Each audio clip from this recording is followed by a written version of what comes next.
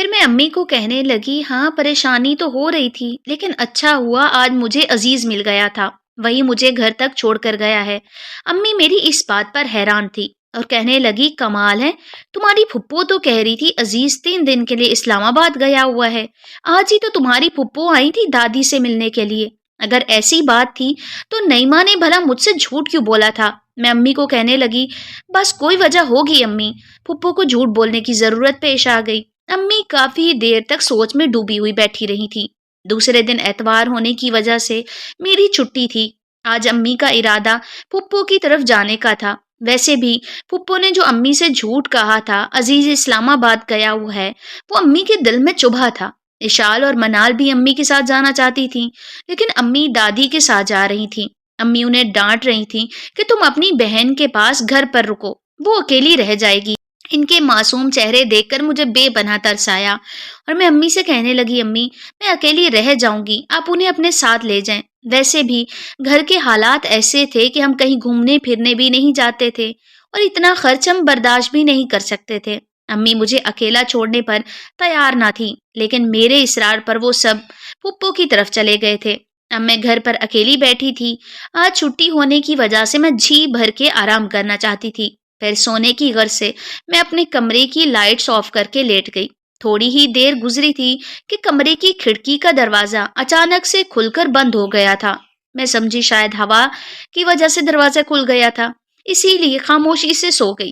پھر تھوڑی ہی دیر بعد کمرے کا دروازہ زور سے کھلا اور بند ہو گیا، اس کے ساتھ ہی جیسے ہوا کا جھونکا اندر آیا ہو۔ میں سوچنے لگی موسم خوشگوار ہو گیا ہے اس لیے ٹھنڈی ٹھنڈی ہوا چل رہی ہے، یہ سوچ کر میں باہر آ گئی تھی۔ لیکن یہ دیکھ کر مجھے حیرت ہوئی کہ باہر تو بے حد حبس زدہ ماحول تھا اور مجھے گرمی بھی لگ رہی تھی۔ پھر میں نہانے کا سوچنے لگی اور کپڑے لے کر واش روم میں چلی گئی۔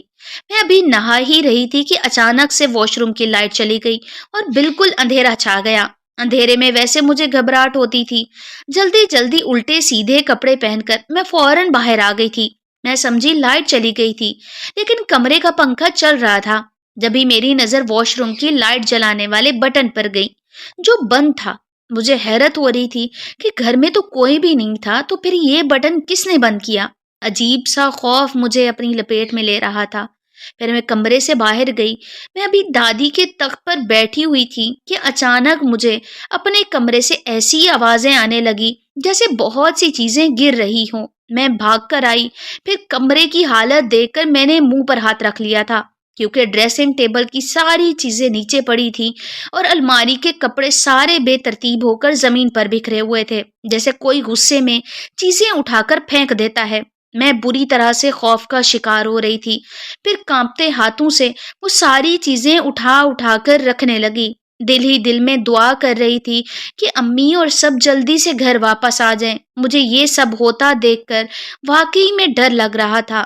میں نے مشکل سے ساری چیزیں سمیٹ کر صحیح کر کے رکھی تھی۔ اب میں خوف زدہ چاروں طرف دیکھ رہی تھی۔ مجھ میں اتنی ہمت بھی نہ تھی کہ میں کمرے میں اکیلی بیٹھ سکتی۔ میں جیسی صحن میں آ کر بیٹھی تو مسلسل چیزوں کے گرنے کی اور اٹھانے کی آوازیں آتی رہیں۔ کبھی چھت سے قدموں کے چلنے کی آوازیں آتی تو کبھی کھڑکی کا دروازہ خود بخود کھلتا اور بند ہوتا۔ میں اب چپ چاپ صحن میں دبک کے بیٹھ گئی تھی، گھٹنوں میں منہ چھپا کر خوف سے لرز رہی تھی۔ نہ جانے کتنی دیر تک یہ سب ہوتا رہا۔ پھر دروازہ بجنے کی آواز سن کر میں دوڑی دوڑی دروازے کی طرف بھاگی تھی۔ سب گھر والے پھپھو کی طرف سے آ گئے تھے۔ جب امی نے میرا پیلا پڑتا چہرہ دیکھا تو مجھے کہنے لگی کیا ہوا ہے تمہیں؟ میں امی سے لپٹ کر رونے لگی اور انہیں کہنے لگی امی نہ جانے گھر میں کیا ہو گیا ہے، گھر کی چیزیں خود بخود گر رہی ہیں اور کھڑکی کے دروازے بھی زور زور سے بج رہے تھے۔ آپ دیکھیں ذرا کمرے میں جا کر کمرے کا کیا حال ہو گیا ہے۔ امی اور سب کمرے میں گئے تھے لیکن کمرہ بالکل صاف تھا، کوئی بھی چیز بکھری ہوئی نہ تھی۔ حالانکہ آوازوں سے ایسے لگ رہا تھا جیسے کمرے کی ہر چیز کو کسی نے غصے میں پھینک دیا ہو۔ امی میری طرف حیرانی سے دیکھ رہی تھی، پھر مجھے کہنے لگی کیا ہو گیا ہے اقصیٰ، تمہیں بچوں جیسی باتیں کرنے لگی ہو۔ تم مجھ سے یہ بھی جھوٹ کہہ رہی تھی کہ تم کل آفس سے واپس آتے ہوئے عزیز کے ساتھ آئی تھی، حالانکہ وہ تو 1 ہفتے کے لیے اسلام آباد گیا ہوا ہے، اسے گئے ہوئے 3 دن ہو گئے ہیں۔ پھر تم نے مجھ سے یہ جھوٹ کیوں کہا تھا؟ خام خواہ میں نے نعیمہ کے ساتھ جا کے جھگڑا کیا تھا۔ اس بات پر خرم بھائی بھی مجھے کہہ رہے تھے عزیز تو واقعی اسلام آباد گیا ہوا ہے، نعیمہ تم سے ہرگز جھوٹ نہیں بول رہی۔ میں امی کو کچھ اور بتانا چاہتی تھی، جبکہ امی میری ہرگز کوئی بات نہیں سن رہی تھی۔ وہ میرے کہے ہوئے کو جھوٹ مان رہی تھی، جبکہ میں تو واقعی عزیز کے ساتھ آئی تھی۔ امی کی بات سن کر میں روتی ہوئی کمرے میں بھاگ گئی۔ اس سے پہلے آج تک امی نے کبھی مجھ سے اونچی آواز میں بات تک نہ کی تھی، اور اب مجھے سب کے سامنے اس طریقے سے ڈانٹ دیا تھا۔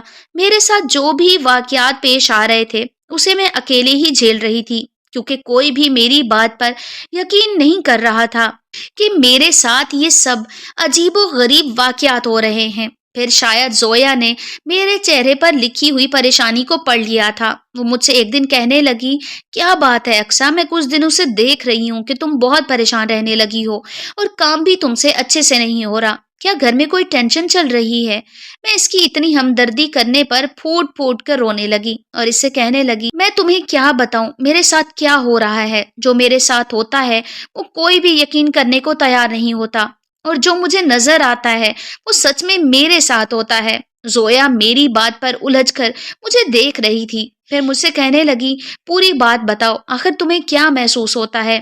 پھر میں نے اپنے ساتھ ہونے والے سارے واقعات حرف بہ حرف زویا کو بتا دیے، اور اسے کہنے لگی، وہ موتیے کی خوشبو جب سے میں نے استعمال کی میرے ساتھ عجیب و غریب واقعات ہو رہے ہیں۔ کبھی مجھے اپنے کندھوں پر بوجھ محسوس ہوتا ہے تو کبھی سر میں ٹیس اٹھتی ہے، اور اب تو اکیلا دیکھ کر پتہ نہیں کون ہے جو میرے ساتھ یہ سب کر رہا ہے۔ زویا عجیب سی حیرانی سے مجھے دیکھ رہی تھی، پھر کہنے لگی، ہو سکتا ہے تمہاری دادی نے سچ کہا ہو، اس خوشبو کو استعمال کرنے کی وجہ سے رات کے اس وقت کسی جن کا تم پہ اثر ہو گیا ہوگا۔ دیکھو، ہمیں ان باتوں کو مذاق میں نہیں لینا چاہیے، کیونکہ یہ تو کسی کے ساتھ بھی ہو سکتا ہے۔ تم ایسا کرو کہ اپنی پریشانیوں سے اپنی امی کو آگاہ نہ کرو، ایسا نہ ہو کہیں وہ تمہاری حالت دیکھ کر بیمار ہو جائیں۔ بلکہ کل آفس سے آدھی چھٹی لے کر ہم دونوں ایک عامل کے پاس چلیں گے۔ وہ عامل میرے بابا کے جاننے والے ہیں اور میں اسے اچھی طرح جانتی ہوں، کیونکہ پچھلے دنوں میری باجی کے چھوٹے بیٹے کو بھی ایسی ہی کسی غیر مخلوق کا اثر ہو گیا تھا جب وہ اکیلا بیٹھ کر کھیل رہا تھا۔ میں باجی کے ساتھ اس کے بیٹے کو لے کر اس عامل کے پاس گئی تھی، اس نے بہت اچھے طریقے سے اس کا علاج کیا تھا۔ تم بھی میرے ساتھ چلنا، ہو سکتا ہے عامل ان سب پریشانیوں کی وجہ بتا دے جو تمہارے ساتھ پیش آ رہی ہیں، یا ہو سکتا ہے ان کی وجہ کوئی اور ہو۔ جو بھی مسئلہ ہوگا پتہ چل جائے گا۔ میں زویا کی بات پر ہلکی پھلکی سی ہو گئی تھی۔ زویا نے واقعی ایک اچھی دوست ہونے کا حق ادا کر دیا تھا۔ پھر دوسرے دن میں اور زویا آفس سے آدھی چھٹی لے کر ہم اس عامل کے پاس چلے گئے جو کہ ان سب چیزوں کا علاج کرتا تھا۔ عامل بابا نے سفید رنگ کا لباس پہنا ہوا تھا اور بڑی ہی نفیس شخصیت کا مالک لگ رہا تھا۔ پھر اس نے مجھ سے کہا، بیٹا کیا مسئلہ ہے تمہارے ساتھ، بتاؤ مجھے تفصیل سے۔ پھر میں اس سے کہنے لگی، بابا جی، جب سے میں تیار ہو کر اور خوشبو لگا کر اس پارٹی میں گئی تھی تب سے میرے ساتھ یہ سب عجیب و غریب واقعات پیش آ رہے ہیں۔ مجھے ایسا لگتا ہے جیسے میرے پیچھے کوئی چل رہا ہو، اور کبھی تو اچانک میرے جسم میں درد ہوتا ہے تو کبھی کندھوں پر بوجھ محسوس ہوتا ہے، اور سر کا درد تو جانے کا نام ہی نہیں لیتا۔ پھر عامل بابا نے مجھے کہا، میں تمہارا حساب کر کے تمہیں بتاتا ہوں کہ تمہارے ساتھ کیا ہوا ہے۔ ہم آدھے گھنٹے تک بیٹھے رہے، تب کہیں جا کر عامل بابا نے ہمیں اندر بلایا اور پھر کہنے لگا، تمہارے پیچھے 2 جن ایک ساتھ لگے ہوئے ہیں جو تم پر عاشق ہو گئے ہیں۔ جب تم انہیں نظر نہیں آتی تو وہ پریشان ہو جاتے ہیں اور تمہارے ساتھ عجیب و غریب حرکتیں کرنا شروع کر دیتے ہیں۔ خوشبو ایک ایسی چیز ہے جو جن کو بہت پسند ہوتی ہے اور وہ فوراً ہی خوشبو پر عاشق ہو جاتے ہیں، اور اگر خوشبو لگانے والی کوئی نوجوان لڑکی خوبصورت ہو تو پھر اس لڑکی کا پیچھا نہیں چھوڑتے۔ تم نے بہت بڑی غلطی کی تھی۔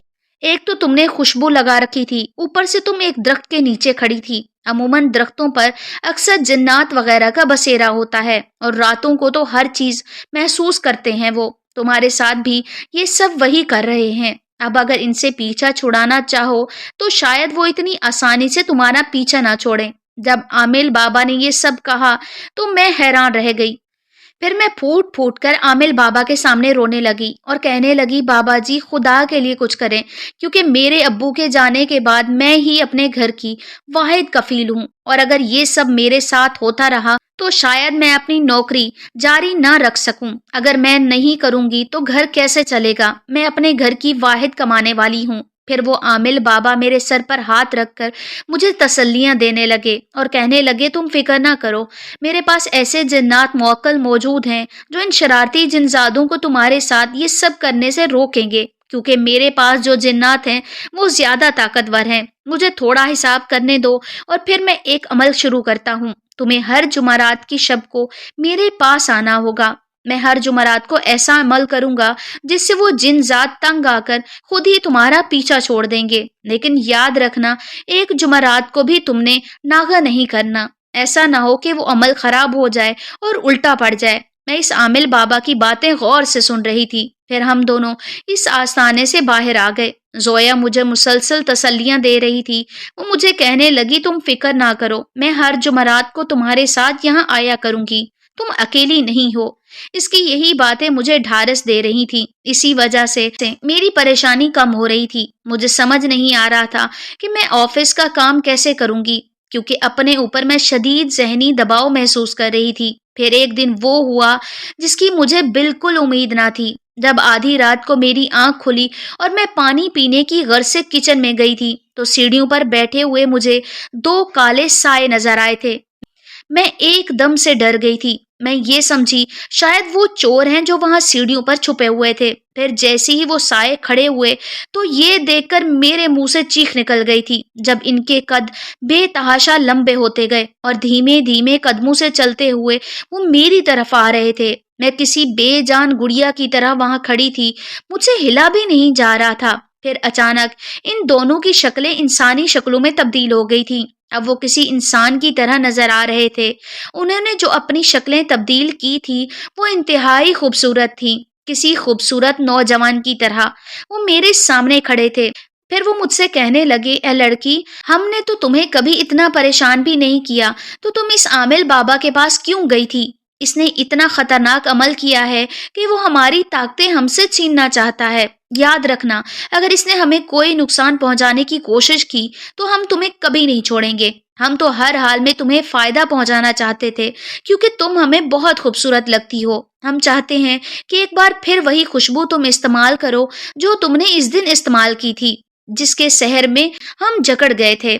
याद रखना, अगर अब तुम इस आमिल के पास गई तो हम तुम्हें जिंदा नहीं छोड़ेंगे। फिर मेरे देखते ही देखते वो दोनों जिनजाद वहां से गायब हो गए थे। मुझ पर वहशत तारी हो गई थी, गोया आमिल बाबा ने अपना अमल शुरू कर दिया था।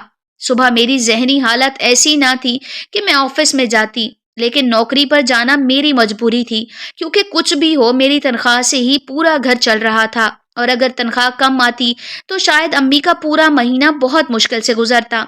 फिर जब दूसरे दिन मैंने ये सारी बातें जोया को बताई तो वो मुझसे कहने लगी, तुम्हें हरगिज इन जिन्नात से खौफ नहीं खाना चाहिए। वो तुम्हें बस इस अमल से रोकना चाहते हैं कि वो पूरा ना हो। वो जिंदगी भर तुम पर यूं ही हावी रहना चाहते हैं। याद रखना, अगर जिन्नात किसी लड़की पर हावी हो जाएं तो वो जिंदगी भर इसका पीछा नहीं छोड़ते। तुम्हें हरगिज डरना नहीं चाहिए, बल्कि हर जुमरात को लाजमी मेरे साथ वहां चलना, ताकि तुम्हारा मुकम्मल तौर पर इलाज हो जाए। अब मैं हर जुमरात को बाबा के पास चली जाती और वो मुझ पर मुख्तलिफ किस्म के अमल करना शुरू कर देते। जैसे जैसे वो अमल करते वैसे वैसे मुझे अजीब खौफनाक सी आवाजें भी सुनाई देती और कभी कभी अजीब सी शक्लें भी दिखती। जब मैं ये बात आमिर बाबा को बताती तो वो मुझे कहता, बेटी तुम फिक्र ना करो, ये सिर्फ तुम्हें डराने की कोशिश कर रहे हैं। मेरा किया हुआ अमल ऐसा है कि वो अपनी ताकतें खो रहे हैं, इसलिए तुम फिक्र ना करो, वो तुम्हारा कुछ नहीं बिगाड़ सकते। अगर उन्हें अपनी जन्नाती ताकतें अजीज होंगी तो वो अपनी इन सारी हरकतों से बाज आ जाएंगे और तुम्हारा पीछा छोड़ देंगे। दिन ब दिन मेरी सेहत गिर रही थी, क्योंकि परेशानी की वजह से ना मैं अपने खाने पीने पे ध्यान दे रही थी और ना ही नौकरी पे। अम्मी रोजाना मुझसे कहती, तुम्हें क्या होता जा रहा है, आखिर तुम बताती क्यों नहीं? लेकिन जोया ने मुझे सख्ती से मना किया था, इसीलिए कुछ भी उन्हें नहीं बता पा रही थी। जैसे जैसे इलाज होता जा रहा था वैसे वैसे वो जिनजात मुझे कम दिखाई देना शुरू हो गए थे। फिर एक दिन ज्यादा काम करने की वजह से मुझे ऑफिस में बहुत देर हो गई थी, तो मैं रात तक रुकी हुई थी। जैसे ही छुट्टी हुई तो मैं सड़क पर आकर खड़ी हो गई। میں نے دل میں سوچ لیا تھا کہ میں آج کسی کے ساتھ بھی نہیں جاؤں گی بلکہ کسی لوکل ٹرانسپورٹ میں ہی جاؤں گی تاکہ میرے ساتھ مزید کوئی دھوکہ نہ ہو۔ اس سے پہلے کہ وہ جن ذات کسی کی شکل میں آ کر مجھے پریشان کرتا، میں جلدی سے ایک لوکل بس میں چڑھ گئی۔ میں نے اپنا پرس ایک خالی سیٹ پر رکھ دیا اور خود آرام سے بیٹھ گئی۔ اس بس میں میرے علاوہ 2-3 اور عورتیں بھی بیٹھی تھیں۔ جیسے ہی میرا سٹاپ آیا تو میں بس سے اتر گئی۔ اب میں اپنی گلی کی طرف جا رہی تھی، لیکن پھر میں دنگ رہ گئی۔ جس خالی سیٹ پر میں نے اپنا پرس رکھا تھا وہ پرس میں اٹھانا بھول گئی تھی۔ اس میں نہ صرف موبائل تھا بلکہ چند پیسے بھی تھے۔ میں منہ پر ہاتھ رکھ کے ہکا بکا کھڑی تھی۔ وہ بس تو کب کی جا چکی تھی۔ میں پہلے ہی کم پریشان تھی جو اب مزید پریشانی میں مبتلا ہو گئی تھی۔ اس سے پہلے کہ پریشانی سے میرے آنسو بہنے لگ جاتے، تبھی دور سے کوئی بھاگتا ہوا آیا تھا۔ وہ مجھے آوازیں دے رہا تھا، میڈم یہ آپ کا پرس آپ بس میں بھول گئی تھی۔ میں سوچ بھی نہیں سکتی تھی کہ میرا پرس مجھے یوں واپس مل جائے گا۔ میں نے اس پرس لانے والے کا شکریہ ادا کیا، اپنے پرس کو خوشی سے دیکھنے لگی۔ میں ابھی اس آدمی کو کچھ کہنے ہی والی تھی کہ اچانک دیکھتے ہی دیکھتے وہ میرے نظروں سے غائب ہو گیا۔ میں حیرت سے بت بنی وہاں کھڑی تھی۔ وہ انسان نہیں تو کیا کوئی جن ذات تھا، لیکن اس کو کیسے پتا کہ میرا پرس اس گاڑی میں رہ گیا؟ پھر گھر آ کر میں نے کھانا تک نہ کھایا تھا۔ لاپرواہی سے اپنا بیگ وہیں بیڈ پر پھینک دیا اور خود بھی لیٹ گئی۔ اچانک ہی میری نظر بیگ کے کھلے ہوئے منہ پر پڑی تھی۔ میں سوچنے لگی شاید کسی نے میرا بیگ کھول کر چیک کیا ہے۔ جیسے ہی میں نے بیگ کھولا تو میری آنکھیں پھٹی کی پھٹی رہ گئی تھیں، کیونکہ اس بیگ میں قیمتی زیورات اور ڈھیر سارے پیسے بھرے ہوئے تھے۔ وہ زیورات اتنے خوبصورت تھے کہ ان کی چمک سے میری آنکھوں میں جیسے روشنیاں جگمگا رہی تھی۔ میں سمجھ گئی تھی یہ سب کیا ہوا تھا۔ مجھ پر عاشق ہونے والے وہ جن ذات جاتے جاتے مجھے قیمتی تحفہ دے گئے تھے، وہ بھی ان زیورات کی صورت میں۔ میں حیرت سے سوچنے لگی کہ میں تو انہیں ہمیشہ کے لیے اپنی زندگی سے نکالنا چاہتی تھی، لیکن وہ جانے سے پہلے مجھ پر ایسا احسان کر کے گئے تھے کہ میں انہیں بھولے سے بھی نہ بھول سکتی تھی۔ اگر آپ کو میری یہ سٹوری پسند آئی ہو تو میرے چینل کو لائک، شیئر، سبسکرائب کریں۔ اللہ حافظ۔